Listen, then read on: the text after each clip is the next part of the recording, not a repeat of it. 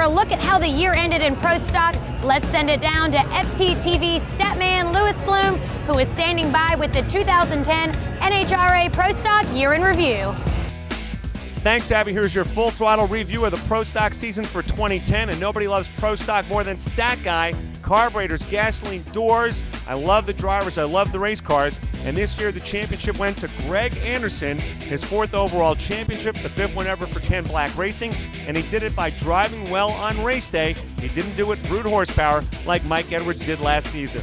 Of course, his teammate Jason Line with a big win at Gainesville, one of the majors on tour. Some of the other surprises in Pro Stock. Mike Edwards started out like gangbusters, but fell off, as he says, after Norwalk, and pretty much came down to the driving of that Pontiac. Last year's champion does not repeat here in 2010, but Mike Edwards did win multiple races this season.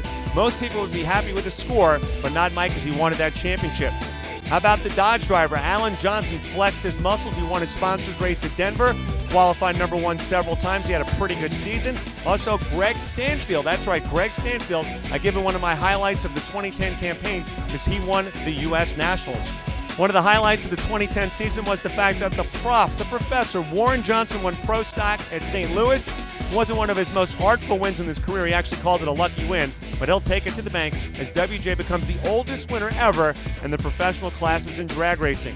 When you talk about Pro Stock, you have to talk about the 4-time champion Jag Coughlin. Jag had a decent year, kind of fell off at the end in the countdown, had a lot of first-round losses, and that really cost him a chance to run for a 5th championship. That's your 2010 recap for Pro Stock, one of my favorite classes in drag racing. Congratulations to the champion, Greg Anderson, on a job well done.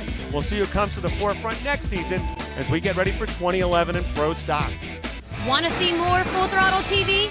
Check us out online anytime at NHRA.com.